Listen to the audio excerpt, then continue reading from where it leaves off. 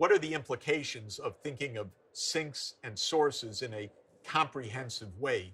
First, I should emphasize again and again that while my focus is on carbon dioxide, we have to keep our eye on all of the anthropogenic greenhouse gases. That means not only CO2, but also methane, nitrous oxide, hydrofluorocarbons, and other industrial chemicals that have the property of trapping infrared radiation. It means that when we think of carbon dioxide, we have to think both of energy systems and of land use.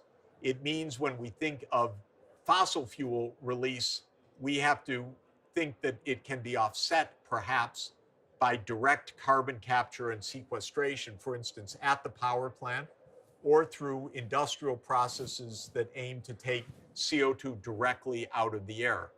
When we think about land use, we have to think about reversing deforestation and restoring degraded lands. When we think about the carbon or the nitrogen or the methane natural cycles also, we have to beware of feedback effects that could overwhelm us. What do I mean by that? Well, as warming proceeds, we could have natural releases of massive amounts of CO2 or of nitrous oxide or of methane that is released because of the warming effects itself. If you warm your soda, the CO2 is released. If you warm the oceans, the CO2 could release a huge bolus, a huge amount of carbon dioxide. If you melt the permafrost in the boreal, near Arctic regions of the world, that could unleash the decomposition of biologic material underneath the permafrost, releasing a huge amount of carbon dioxide and methane. So you could have a huge adverse effect of what we call a positive feedback. That doesn't mean positive in the good sense. It means going in the same direction as the human-induced factors of burning fossil fuels and deforestation. Then nature comes along and says, I'm going to double you. What you've done through fossil fuel use, I'm going to do, quote unquote, by releasing CO2 and methane from under the permafrost or from warming temperatures. Or imagine a forest that you stop cutting down, say the Amazon, but because of warmer temperatures and drying, the forest starts losing its mass, trees die, releasing CO2 into the atmosphere. That's a positive feedback. Again, remember, positive means just an amplifier that goes in the same direction as the human-made forcing. So we have to take into account the natural feedbacks as well. And finally, I want to stress when we think of the natural sinks, pay attention that when we care about land, we care about a lot of things. Of course, in the context of climate change, we care about how much carbon dioxide is stored in the plant mass, in the roots, in the trees, in the forest, in the soils. But we also care about the forest, obviously, for the biodiversity that lives there. Because when we deforest, we are destroying biodiversity. We're destroying habitat. We're making it impossible for millions of other species to keep a place on the planet. And when we say, okay, we're going to turn certain forests into zones to grow palm oil or to grow wood or other biofuels that we're going to burn, you may say that's okay because the plants take the CO2 from the atmosphere through photosynthesis, and then we burn them and it releases it again, but it's a closed cycle. So biofuels are sometimes called a clean energy source. But what if by clearing a forest to grow biofuels, you destroy the habitat of other species? Or you take away land that should have been used to grow food for human beings. And so you force even another part of the planet to clear its forests so that there's enough food grown on the planet. So when we think about the natural sources and sinks, we have to keep in mind not only the carbon budget, but the food that we need to grow, because that depends on land allocated to crops, and the biodiversity, that means the other species. We live based on the survival of millions of other species, but also morally, We are not on the planet to wreck the earth for other species, driving millions of other species to extinction. It's our responsibility as stewards to make sure that we are living in a way that allows the millions of other species to also survive on the planet. That's for our own well-being, and it's for our moral center as well. So this sinks and sources balance is really subtle and crucial. But remember, in order to reach balance by the middle of this century or soon thereafter, in order to stabilize the greenhouse concentrations, we're going to have the sinks absorbing whatever the sources put out. The main way to do that is to get the emissions way, way down to near zero, and then to make sure that the biological and industrial sinks, the storage sites, can handle what little emissions remain in the future. Now, it may be that we want to go negative. What does it mean to go negative emissions? We may want to say, well, we're at 402 parts per million CO2 right now. Maybe we're going to rise to 440 parts per million before we finally end this upward march. What if safety requires us to get it down to 400 parts per million or 350 parts per million? Could we go negative?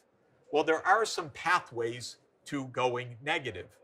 For example, suppose that we had no more fossil fuel burning, no more deforestation, and we improved what are now degraded landscapes.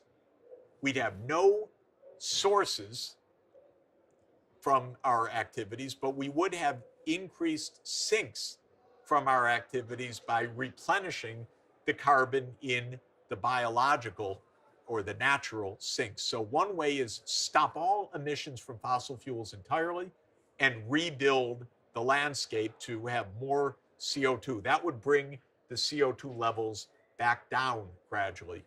Another way that's been proposed is sometimes called BECCS, BECCS. That means bioenergy combined with carbon capture and sequestration. Suppose you had a field that you're producing a crop that you're going to burn to produce energy, maybe to run a power plant. So you grow the crop, that takes CO2 from the air, puts it into the crop, you burn it, you capture that CO2 from the power plant, stick it underground.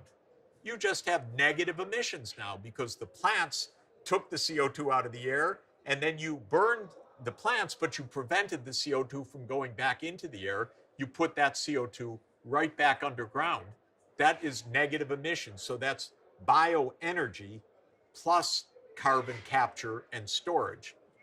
The problem with that is that we probably don't have enough land area in the world that is not growing food or is not serving as habitat for other species to devote it to huge amounts of bioenergy sources, huge amounts of biofuel crops.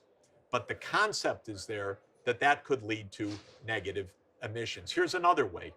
Take an industrial process that uses a chemical method to draw CO2 directly out of the air. You take some chemicals that bind to CO2, and then you take that CO2 and you pump it underground, and those chemicals remain to take the next batch of CO2. Well, that is not only feasible, that direct air capture, that's already demonstrated by working models. They're too expensive to deploy commercially right now, but the idea that you could capture the CO2 directly from the air and then pump the CO2 under the ground is at least proved in concept. So that's a third way to get negative emissions. That is direct air capture plus carbon capture and storage. So that is not at the power plant. You put a tower in a favorable location where it's easy to pump the CO2 under the ground. That tower collects CO2, and all day and night it's just pumping CO2 under the ground. It's feasible. So far, it's not economical, but it is what some leading scientists, some of my colleagues have been working on for many, many years. Let me also mention the pathways to continued use of fossil fuel. by and large, to get down to zero or negative, we're going to have to go to renewable or other non-carbon energy sources. I've named them repeatedly: wind and solar and nuclear and hydro and geothermal, and carbon capture and storage. So what are some pathways that you could continue to safely use fossil fuels? Well, one way is if you clean up after yourself. So a power plant that burns coal, oil, or gas, but it captures all the CO2, puts it safely underground. It's cleaning up after itself. It's not releasing any net CO2 into the atmosphere. Another way to do it is not at the power plant itself capturing the CO2. You burn CO2, coal, oil, or gas in a power plant the normal way, if I could call it that. And then 5,000 miles away, you have a tower that's collecting CO2 from the atmosphere, and it's offsetting your fossil fuel burning someplace else on the planet. That's the air capture, direct air capture route. Here's another way that can lead to negative. Suppose you have a wind turbine or you have a solar panel and you use that to make electricity. Suppose you use the electricity to do two things. One, to capture carbon dioxide, and second, to put the energy in a process to combine that carbon dioxide, perhaps with water in an artificial photosynthesis to create hydrocarbons. So if you have energy and you're capturing CO2 from the air, that's what plants do in photosynthesis, but we could do it industrially to take the CO2 from the air, take energy in the form of solar power or wind power, turn it into electricity. That's another pathway to using carbon-based energy. But in this last example, this is synthetic petroleum. You're making the petroleum that you'd pump in your gas tank, not by bringing it out of the ground. You're making it by capturing the CO2 from the air, by taking water, by taking energy, by taking very clever chemistry and catalysts and turning that into the hydrocarbons that you put back in the tank, synthetic hydrocarbons. Well, that's another way that we could continue to use carbon fuels. And that's sometimes called carbon use rather than carbon storage, because you take the carbon out of the air and you use it, for instance, in a synthetic fuel. So these are all pathways so that we get to zero or even negative net emissions. And we're going to need these pathways, and every country is going to need to have these technologies at their disposal. We're going to have to work on these technologies to lower their costs, improve their performance, so that they can be available on a large scale to help the world move to zero or even negative net emissions within the coming decades.